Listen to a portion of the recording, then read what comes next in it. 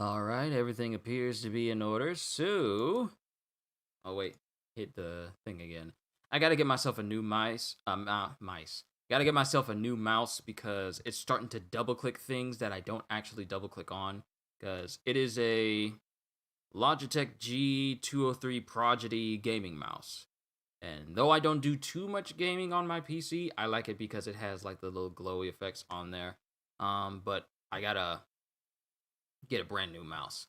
Anyway, yo peoples, Kyushu92 here to bring you yet another reaction to My Hero Academia. In the last chapter, Midoriya got the jump on Lady Nagant, and he was using the Third's ability called Fajin. Third's quirk, the Third's quirk ability, the third one for all users quirk ability called Fajin. We don't know what that is or what it's called, but hopefully we get to find out what this quirk actually is in this chapter. So, let's go and get started with chapter 314. If you'll load up for me. The lovely Lady Nagant. And it shows Midoriya, because in the last chapter, he distracted her with like little after images made from Black Whip and obscured the smoke so he could hide his movements, and then just burrowed his way through an entire building in order to get up to where she was, because she has All for One's airwalk quirk, which allows her to literally just float in the air.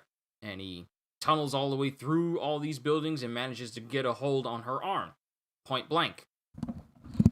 My smoke screen won't spread very far in the rain, so she should be able to instantly react to my scattered decoys. She took the bait and now I've got her! And then Lady Nagant is thinking, he's even faster now. What was this little punk up to while he was hiding in the smoke? The best way to handle a sniper is to get close. I'm gonna make you tell me everything you know about All for One. And then Lady Nagant says, oh, you think you've won? And she recoils. She recoils her rifle back into her arm, and then aiming her arm at Midoriya. Oh, wait! It's not just forward that she can cause her rifle to come out. She can make her rifle come out of her elbow. She recoils it, aims her elbow at him, and then pretty much just just hits him with her rifle by causing it to come straight out of her elbow with blinding speed, knocking him away. The Safety Commission taught me everything I know.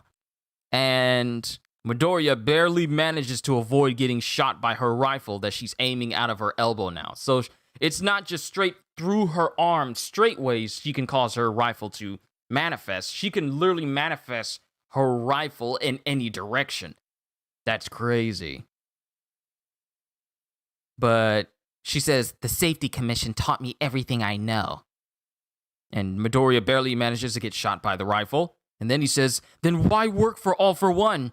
You know he's plotting to take over everything, right?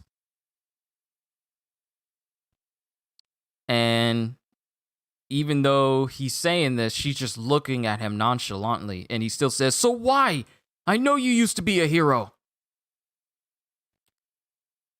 And then she just disappears into the dark. She just disappears into the building. Darkness of the buildings. And she says, all you're seeing is that phony sense of order they've manufactured. No wonder people tinged by it can't understand the truth. Tinged? And then the third is speaking to him. And Midoriya is thinking, darn it, I had her right where I wanted her, but the third was right. And then the third chimes in, says, oh no, the third is he's just remembering back what the third says, like, you're not ready for this right now, so you need to scale back a little bit. And then he says, my parallel quirk processes are all screwed up. So his thought process of being able to use all these quirks in tandem with one another, it's just all conjointed right now. And then he barely manages to get shot, where one of these bullets comes in from behind him and manages to destroy one of his pouches he has on his side. From behind? And apparently she shot one of her bullets with a microphone and is saying, I was exhausted. And then he gets hit by the midsection again. After so much killing. And then Midori is just doing his best to avoid getting shot from all directions right now. And it was all to preserve our sham society. Oh wow, we got lots of exposition now. Say there was a group plotting acts of terrorism against heroes. Or a hero team colluding with a gang of villains while gaining fame and fortune. When you have people like that, people capable of shaking the bedrock of our society, law and order won't cut it. They have to disappear along with their crimes. Yo, she's taking the Punisher's approach to criminals. She is the person, she's the best at what she does, and what she does isn't very nice. The Safety Commission gave me those classified missions. Wait! Yo! She's a hero that actually kills the villains! And the Safety Commission put her up to it! The Heroes Safety Commission! They put her up to killing other villains or heroes who are colluding with them! She's an assassin. She's a hero that is also an assassin. But I guess some things happened. Once upon a time, vigilantes played the role of heroes and won the people's trust. In turn, the country made sure they kept doing their part. At the end of the day, trust in heroes is a foundation of superpowered society. And me? I was a cog set in place to keep that system running nice and smooth. And it shows her back in the day, as there are multiple dead people at her feet, that she apparently had no qualms in killing. A system with two sides to it, a front and a back. Wait, no, we haven't done anything yet. We only started talking about... And then it shows her covered in blood. A system that needed both sides to maintain itself. So I obeyed. I complied. I did my duty. And it shows bullets just passing through the heads. Not shaded. These are not shadow shots. It shows bullets just going through people's heads. I complied. I did my duty. And then there are kids running up to Lady Nagant. Lady, can we shake your hand? For you guys? Sure. A special treat. And then she puts her hand out, but I guess she hallucinates all the blood she has on her hands. And she jerks it back, because she just remembered just how much actual blood is on her hands, and she was about to shake the hands of these little tiny kids. And then she sees these kids smiling at her. We're huge fans. Shake our hands. A system so fragile it made my head spin. Then it shows her sitting in her house. I was exhausted. And she's looking out at the city of the night sky. A phony sham. And then, I'm guessing someone from the Safety Commission walks up to her and is talking to her. These two, they've been inciting ordinary civilians to commit crimes before hunting down those freshly minted criminals and collecting the rewards. Every stream that I do, always sneezing in one stream per week. And another one is waiting for me to get real deep into this conversation. It is on my nose. I need it. That is so annoying. My apologies. But, okay, let me read it again. These two, they've been inciting ordinary civilians to commit crimes before hunting down those freshly minted criminals and collecting the rewards. But now these bad apple heroes are about to go missing. Is killing them really going to improve? Is killing them really going to improve a society? Is killing them really going to improve society? And the dude doesn't say anything. Making people believe everything's puppies and rainbows, is that any better than brainwashing? Then the guy speaks. Nagant, it's all necessary. Someone must preserve the hope and faith that the front-facing heroes have built up. Preserve, huh? And after that? Then what? I'm sure you're quite aware that this isn't a job you can simply walk away from. And I guess he reaches into his coat pocket. I don't know if he's about to pull out a gun or do something else. Then she says, President. oh, he's a president. You're a strong one. Wow, she actually killed the president at that time. You killed the president of the Safety Commission at that time? That never made the news. They claimed you killed another hero during an argument. Yep, even then the Safety Commission had to keep up the illusion. Internal disputes, mutiny? No way. That wasn't for the public to know. You really are that ignorant, huh? This superpowered society is a gilded daydream seen through rose-colored glasses. It really is from the outside, from the people on the outside looking in. But it's paper thin, a fragile illusion. Say you bring back the status quo. Then what? History will just repeat itself. And I guess this is Lady Nagant meeting the president for the very first time when she was very young. The public gets to stargaze at the bright and shiny side, while the dark truth gnaws away at someone else. At least a future ruled over by all for one will be a heck of a lot more transparent.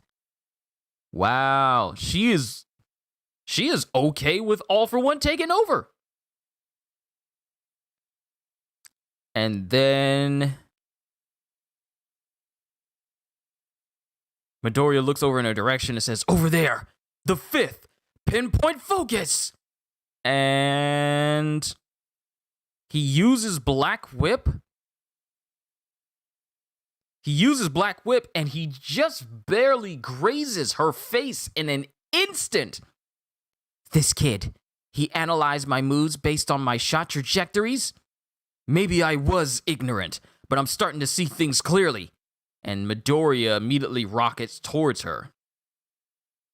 He's fast. It's not all black and white. Most things in this world are in shades of gray, a blend of fear and anger. Swept their pain under the rug, with maggots crawling out, and he's thinking of Shigaraki. He's remembering Shigaraki and all the heroes who were going up against trying to assault that one civilian. Seeing what appears to be, is that Shigaraki? That looks like Shigaraki right there. Endeavor. Which is exactly why I gotta extend a helping hand. And then Lady Nagant says, that phony education's done wonders for you. Even in midair, he dodged to protect his joints from taking damage. He's focused on reading my patterns and evading. Fine. Then how about one more thing to think about? Bruh!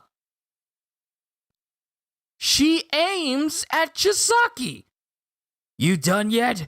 Gotta get to the boss. Chisaki?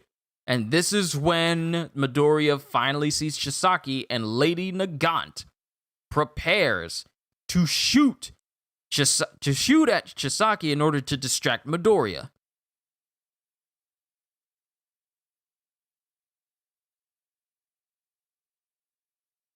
Next chapter hits January 6th. That's the end of the chapter, bruh. Okay, so we got a little bit of an exposition with Lady Nagant and how she views the world. But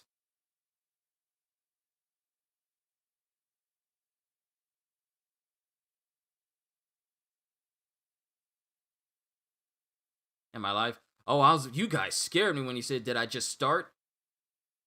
I had to start it at 1:55, so if you showed up at 1:55, that's when I started.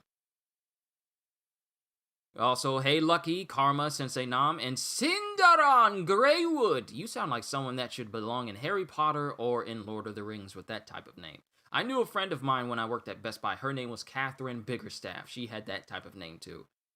So I'm just saying it's a cool name. But we get a little bit of exposition with Lady Nagant and her view of the world, how she views society, and says that she actually prefers All For One's plan of just taking over, and All For One just fully taking over, because she says the world will be a heck of a lot more more transparent if All For One is in charge. Because from her standpoint, she was commissioned by the Safety Commission itself to be the person that would take out criminals or heroes that colluded with criminals permanently. She was an assassin paid by the Heroes Safety Commission to take out people of interest or people that need to be removed. And during this time, she thought, well, what is this doing for society? Is this really making society better? And if I do all of this, then what? And the president, and mind you, the president is the one who's giving her all these orders. The president is literally talking to her saying, well, you do know, like, no matter how you feel in the matter, this isn't a job that you can just simply walk away from. And before he can really do anything, she kills the president of the Safety Commission. And I guess that's what brands her a villain and gets her sent to Tartarus before All For One breaks her out. But now we have Midoriya still going up against Lady Nagant with a move called the Fifth Pinpoint Focus. I'm going to look that up. But and one other thing that's unique about Lady Nagant is she doesn't need to, from her arm, we've seen her use this rifle normally. But she can make it just come out of any direction, not just forwards, but also backwards as well. And she can retract it and extend it with lightning speed, enough to send Midoriya flying backwards several feet, and for him to, cough out in pain. I feel bad for Chisaki. He deserves everything that's coming to him, but it would still be sad if he dies. And the thing is, Midoriya is definitely going to get distracted by him trying to go and save Chisaki. That Lady Nagant, it seems, is going to use that opportunity to get a shot in on Midoriya. It's me, Michael. Also, what else do you think Deku can do with his Black Whip? Alright, so here's the thing. Let me pull up Black Whip itself. So, Izuku Midoriya. Not Mizuku, Izuku. And let's just pull up the Black Whip quirk itself. Alright, so Black Whip was the quirk used by Daigoto Banjo and later inherited by Izuku Midoriya. It grants the user the ability to produce black energy tendrils from any part of their body and command them at will. This quirk appears to be powered by emotions, primarily anger, meaning the greater the anger, the stronger the quirk becomes. This was demonstrated during the Para-Liberation War, where Izuku used the anger and hatred he felt towards Tomura to increase Black Whip's power, allowing him to restrain Tomura while he was unsuccessful before. Daigoto describes Black Whip as a top-grade quirk. It appears to be useful for capturing enemies and increasing one's own mobility by grabbing onto objects. So, Midoriya has shown that he is capable of grabbing onto multiple people, but also, it would appear that he was able to use the quirk to, create shapes. To create shapes that could fool Lady Nagant the first time.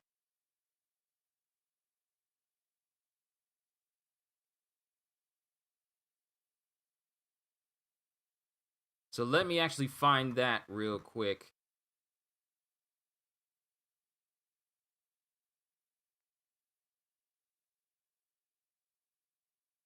Okay, let me find that quirk. Black Whip. Used for grabbing things, long distance, increasing mobility, float, danger sense, Fajin. Okay, so apparently we know the name and type of ability that Fajin actually is. The quirk allows the user to build up... Fajin is a quirk from the third user. It allows the user to build up kinetic energy and use that energy to release an explosive burst of speed and power.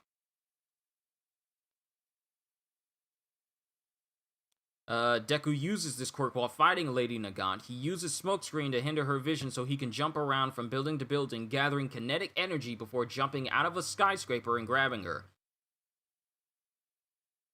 Fajin is one of the oldest known quirks in the series, along with One for All for One, Life Force, and the unnamed Luminescence quirk.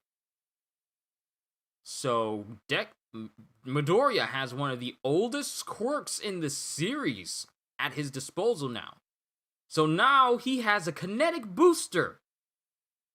Fajin is a booster quirk that allows him to build up more speed and power. On top of One for All's already impressive speeds.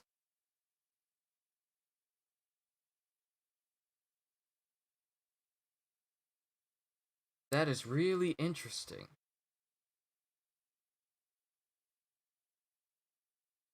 Now I'm trying to find where he called it the fifth pinpoint focus. But I'm not finding it, so I guess that's just a name he had for Black Whip when he shot it directly at Lady Nagant and in a perfect angle rather than the tendril being sent all over the place, but it was just like a straight line where it hit her and he zoomed in right where she is. But going back to it, let me continue. Going back to it. Lady Nagant is talking about the history of what was going on, and she's killed countless people. She has killed so many people nonchalantly. She's the person that the Safety Commission called on in order to kill the people that they needed dead.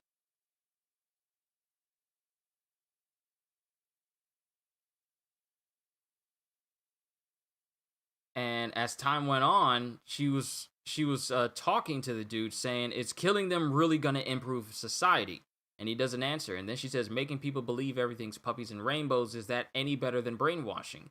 And then the president says, "Nagant, it's all necessary. Someone must preserve the hope and faith that the front-facing heroes have built up." You know, this is the same type of deal that the world government portrays in One Piece.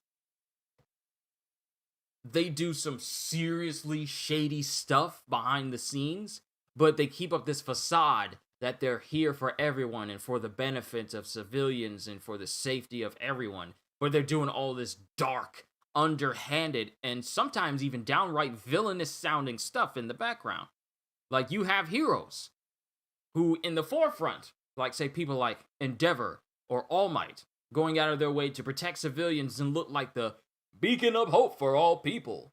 And they also have Lady Nagant, who's in the background silencing any villains that could prove a threat, or silencing even heroes that are either colluding with villains or doing some underhanded stuff. She's the one that they call on to silence them. And yet they do that on the pretense of, well, this is all for the benefit of society. If they understood what was going on, then society would fall apart. So we need you to handle all these things in the background, while the heroes in the front keep up the facade that everything is hopeful and the faith of the heroes will remain strong. That's the world that Lady Nagant has been living in this whole time. She's just a killer because the Safety Commission made her into that. So now she's so disillusioned with what heroes are like that she has turned her back on heroes and is now all for one. Now she's all for One's plan to literally just take over everything. That's why she's working with them. The world would be a lot more transparent if All for One was in charge. So that's why she's siding with All for One right now. So we know her motivation. The world is easier to read and easier to understand with All for One being the one in charge. Because if the heroes continue, then everything is just going to be, gizzied up and sugar-coated. But with All for One, everything's just going to be laid out into the light. So now we know her motivation with joining All for One. I'm late, but hello. Hey, Kitty Bree. It's okay. Don't worry about it. I'm just talking about this chapter as a whole. It was a really good chapter. But at the same time, it's kind of sad. It's kind of sad that this type of outlook is on a person with a very powerful and dangerous quirk. Not only that, but let's talk about the fact that she knows that Midoriya is reading her movements, so her method of attacking Midoriya is no longer working as they were before. But she sees Chisaki as a good way to distract him, and so she prepares to shoot him. Midoriya's got the drop on Lady Nagant, so in order to throw Midoriya off, knowing good and well that he's following the code of the hero, she's gonna aim at a person who really cannot defend themselves, who has pretty much lost his mind, and is preparing to shoot Chisaki, and that's when Midoriya finally realizes that, hey, Chisaki is here. Why is he here?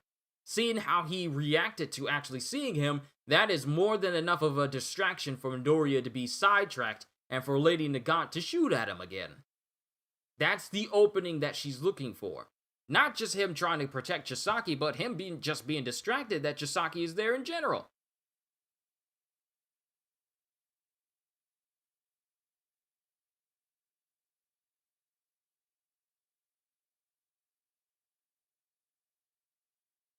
Because she knows that even in midair, he dodged to protect his joints from taking damage. He's focused on reading my patterns and evading. She's specifically aiming at Midoriya's joints in order to slow him down. But Midoriya, using the power of One for All, is dodging all of these blows. So, in order to keep him from, dodging and evading and closing into where she is, she resolves to shooting at Chisaki in order to fully distract him so she can actually deal some more blows to him. Because mind you, he's been hit in the midsection again. Not directly into it, but she's kind of grazed across his midsection again. This is the second time that's happened. Only so many of those you can take before it actually starts to get harmful to you. What if Deku does nothing about it?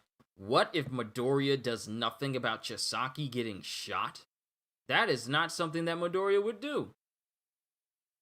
He would not just let someone get shot in order to take down Lady Nagant. He's not going to do that. That's not who Midoriya is. Even if it's his worst enemy, he'll still try to save them. I mean, that's his whole response to when Nana Shimura was asking if Midoriya was even capable of killing Tomura Shigaraki. And he says, well, I don't know if it'll come to that. Even if it ends up coming to it, I still have to try and see if I can save him, because he has the face of someone who looks like they need it to be saved. That is Midoriya's whole character. His whole character is, even if people are telling him it's better if this person dies, Midoriya's all like, well, even if this person has to die, I still have to try and see if I can save them first. So, I do not believe, I can't go with the idea if Midoriya doesn't do anything about allowing Lady Nagant to shoot Chisaki, because he's going to do his best to try and intercept the bullet to keep him from getting shot, even though he's a villain. That's just who Midoriya is. So that's probably never going to happen. That's just simply not something that Midoriya even remotely believes in. He's kind of annoying that way. Even if this villain is threatening to kill all life, and the only choice I have is to kill him, I still have to see if I can save him from himself. That is just the kind of character that Midoriya is. As hard as it is for Midoriya to, think along those lines, that's just how he functions. So now, this chapter isn't going on break as well, so we're getting another chapter next week for both One Piece and My Hero Academia. So is Midoriya going to intercept? I feel like Midoriya, for the next chapter, I feel like Midoriya is going to intercept the bullet itself.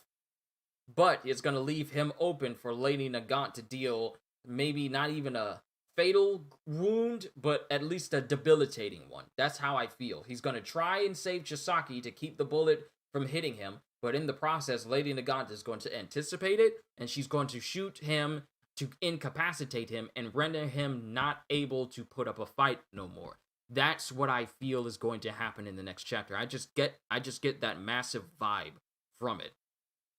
She's waiting on that opening for him to behave like a hero. This chapter just made Twice versus Hawks so much sadder. I get not wanting to do the killings anymore, but siding with All for One is just stupid. This is what happens. This is what happens when heroes get so disillusioned by things done on the hero side. Because she was one of the heroes. She was one of the heroes, but she was told to do all this killing because it will make it better for society. And I believe it's when she was getting ready to shake those kids' hands, she remembered that, wow, this is the hand that was just covered in blood from the people that I've killed countlessly over the years. Can I really shake the hands of these kids? And that's when she asked the president, is this okay? Does this mean, are we really going to have a better society?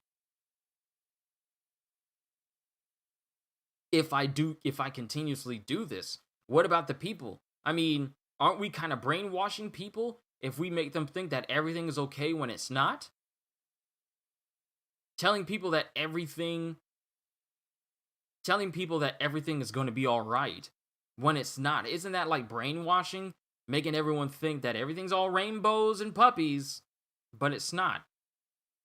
And the president is all, it is absolutely necessary. In order to keep up the good faith and hope of heroes for the front-facing heroes, you have to do all this work behind the scenes.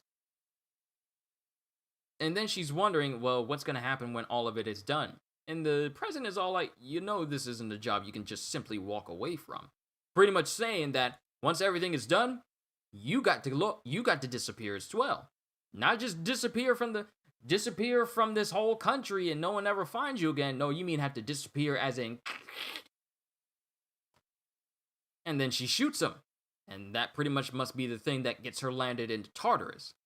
So I guess all those years in Tartarus probably made her even more disillusioned to this whole hero society that she's always talking about. There's a lot of society talk in these recent chapters.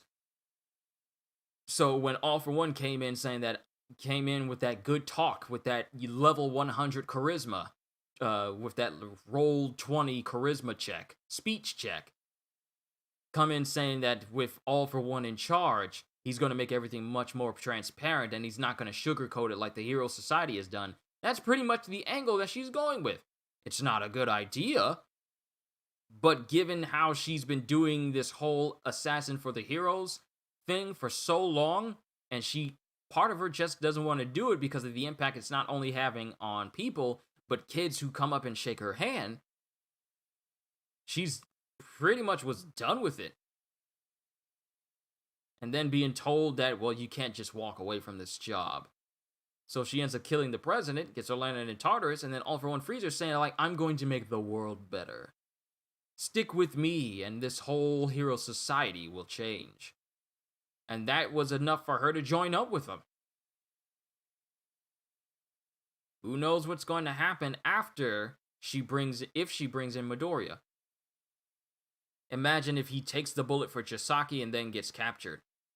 Then someone's gonna have to rescue him. Because if he gets brought before All for One, I feel like that's gonna be one big massive expository chapter. But we're just gonna have to see. You're seeing I have to say this about this series.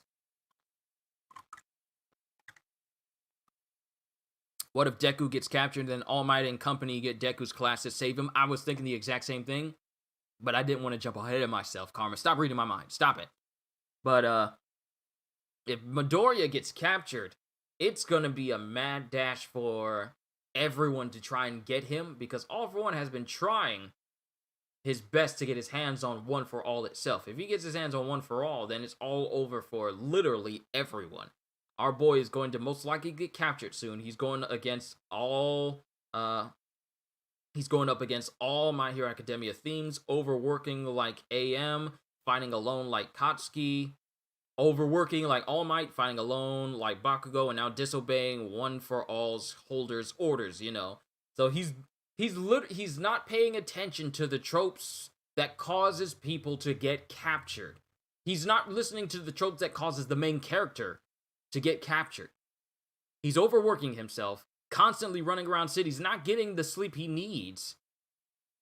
And now he's separated from everyone. He's separated from All Might, who are to contending with issues of his own. Best Genus, Endeavor, Hawks are all farther behind them, so they still don't know what's going on. Not only that, but he's up against an individual who has an additional quirk in them, allowing them to push Midoriya to his limits again, causing him to have to mix and match his quirks. And even after all this is going on, he himself admits that his parallel processes to use two quirks simultaneously at once, as natural as breathing, you know, the whole teachings that Endeavor taught him when they went to go work for him, those are starting to become less stable with the longer this fight goes on. So Midoriya is checking all the notches on this list of how to get captured in an anime, how to get captured in a manga. Tired? Check. Separated from allies? Check. Overestimating your opponent's abilities and thinking that they couldn't surprise you with putting another person's life in danger, causing you to be distracted, therefore allowing that villain to hit you in a spot where you can no longer move and fight anymore? Check. That is the direction that Midoriya is going into. The only thing that's left on that checklist is getting captured. Well, getting incapacitated and getting captured. I listed it on the list, but it appears to be going in that direction. Midoriya is going to see Chisaki. Well, he sees him already. Midoriya is going to see Chisaki, get massively distracted by seeing him there. Lady Nagant is going to see this opening, and seeing as how she can shoot multiple rounds rapidly from all directions, with Midoriya barely managing to dodge and evade them, one of those, he's going to get distracted for a brief second. That's going to be the window she takes. It's like the Hyuga-style taijutsu with the Byakugan. You can see 360 degrees around you, but there's one minor blind spot above the bone that's on your collarbone. On your collarbone. You hit from that spot, they can't see it. So Lady Nagant is functioning in that way. She's waiting for Midoriya to show his blind spot, get distracted by Chisaki, try and save him from the bullet, and then he's going to get hit with one that causes his movement and mobility to be impaired, allowing him to be captured. And I feel like that is the direction it is going to go in.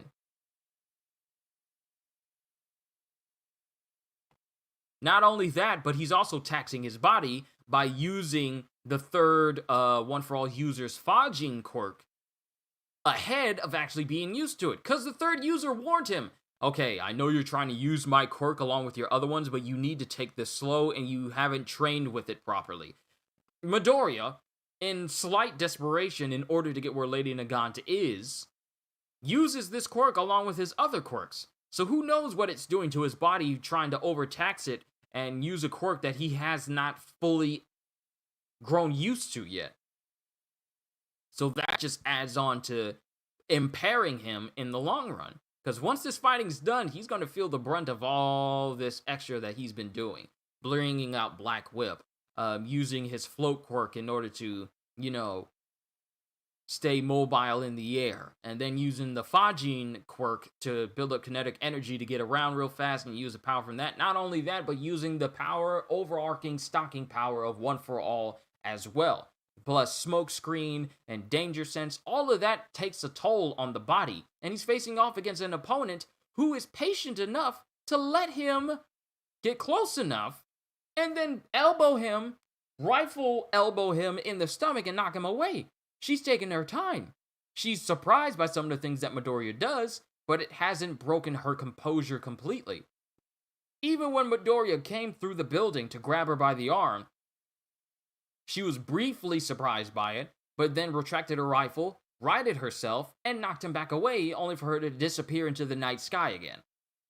So Lady Nagant is quite possibly a very dangerous foe for Midoriya to be facing right now, especially when he's cut off from everyone else. His phone is destroyed, so he can't do anything about that. So the only course of action that's going to happen here for Midoriya that seems logical is him getting captured by him trying to, do the hero thing and save Chisaki from Lady Nagant being so nonchalant about it and putting his life at risk.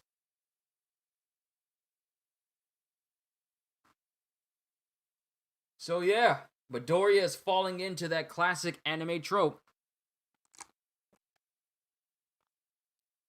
But we're gonna have to see where things go in the next chapter. Overall, this just shows you, and I was going to say this, well, if Izuku gets captured, I think that'd be a good time for Stain to show up. Ooh, we haven't seen Stain in a minute. Stain seems like the only one who sees Midoriya as true hero potential compared to everyone else. So, it'd be sick if Stain showed up and says, like, I won't let you take the one hero that this city deserves. He's the only one who deserves to be a hero amongst these fakes and shams of society. Can you imagine Stain showing up and saving Midoriya from Lady Nagant? Two people who have no problems killing heroes. Can you just imagine what that would be like? That'd be sick. But unlikely allies and everything. Seeing how this type of story gives you unlikely allies in terms of how characters interact with one another, I would not be surprised if Stain just shows up out of nowhere to save Midoriya from Lady Nagant. It's a bit of a shot in the dark, but it would be cool if he showed up. But let me just say this, and then I'm going to bring this to a close. I told you this wasn't going to be as long as my One Piece reaction. I will say this. During the course of me reading this entire series of My Hero Academia, all 314 chapters over the course of, 2 years? When I first started reading this for you guys with my read-throughs and all the way up until now, I absolutely love how they not only put emphasis on heroes, but they also put emphasis on the mannerisms, backstory, and characters of the villains as well. Even getting you to feel sympathetic for these villains as well. The way that these villains are written is very, very, very well done. Some of them you feel sympathetic for and feel some type of way about it. Like Twice. Everybody liked Twice. And everyone was sad when he died. That is a villain who joined up with a bunch of people who had no problem killing anyone else. Yet he was written in a way for all of us to feel for him. His desire to be with people. His desire to have some sense of worth in the world. And that resonated with people. So I have to say that for all these great written heroes in this story, the villains are superbly written in this story as well. From Dabi's backstory to him trying to get his father's approval. Well, might as well call him Toya now.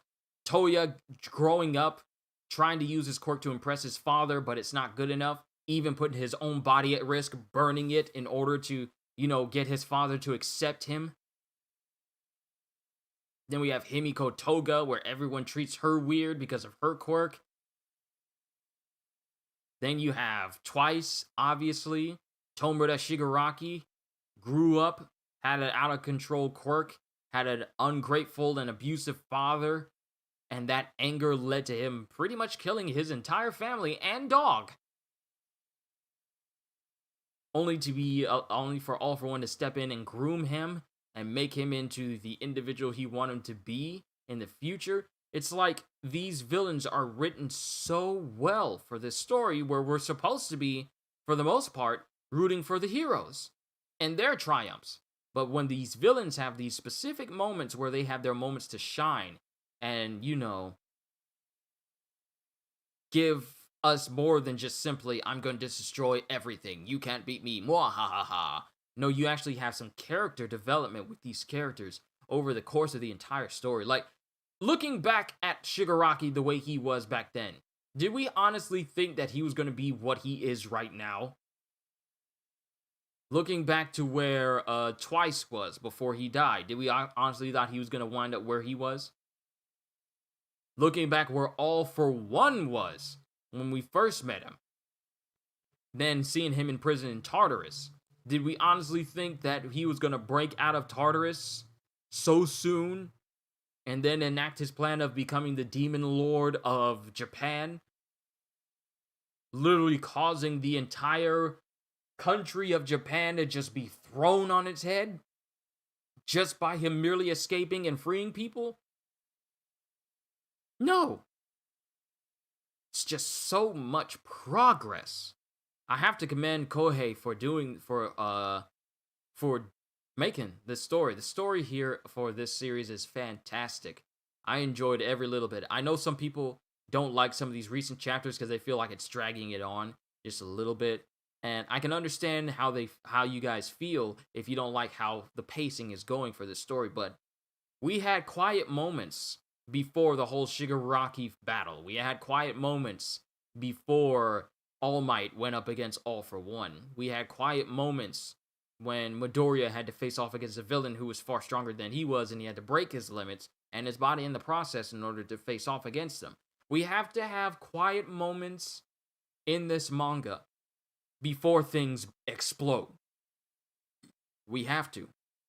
There actually has to be some quiet chapters where stuff just does not happen all that much in order to make the chapters where something massive happen seem more impactful.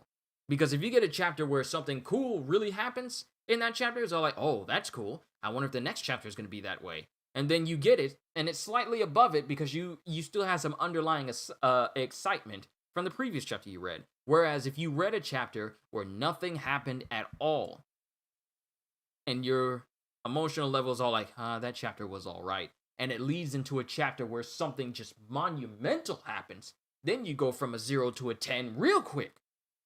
So we have to have quiet moment chapters before we get the big loud chapters where things just switch up the narrative completely. And I feel like these chapters that we've been getting recently are those types of chapters. So if anyone does not feel like these chapters are living up to the hype that we've been going through ever since Shigaraki woke up and pretty much disintegrated most of an entire city and mountain range, just know that I feel like these chapters are setting up for another moment like that. Probably not as massive, but it's going to be a big moment coming up. It's just that we have to endure these quiet chapters before things get loud. And that's all I have to say for this chapter. I thought this was actually a good chapter. It's just another setup chapter due to what could possibly happen in the next one, which could wind up with Midoriya getting captured if he saves Chisaki. But that's all I have to say in the matter. So with that being said, that's all I got. I really do hope you guys enjoyed my reaction for My Hero Academia today. It is an honor and a privilege to be an entertainer that you guys watch, and I really hope that what I do here makes a difference to you in terms of keeping you entertained, because I absolutely love to do this. I don't know what to tell you guys, but this is my pride and joy. This is where my energy goes into, and I cannot get enough of it. Also, thank you everyone for showing up to my Voices live stream yesterday. 3 hours of solid voice acting from me. We're doing a whole bunch of voices. I really did enjoy that. I'm probably going to do another one soon. Don't have a date yet, but we're probably going to work on some other character voices as well. So thank you for helping me fine-tune my voice a little bit so I can be so much better for you guys. So, with that being said, hope y'all enjoyed. Can't wait to see you all in my next video. And if you're new to the channel and you enjoyed what you saw here today, then consider subscribing, because I am always looking forward to entertaining you. So have a fantastic day. And once again, as always, later, peoples.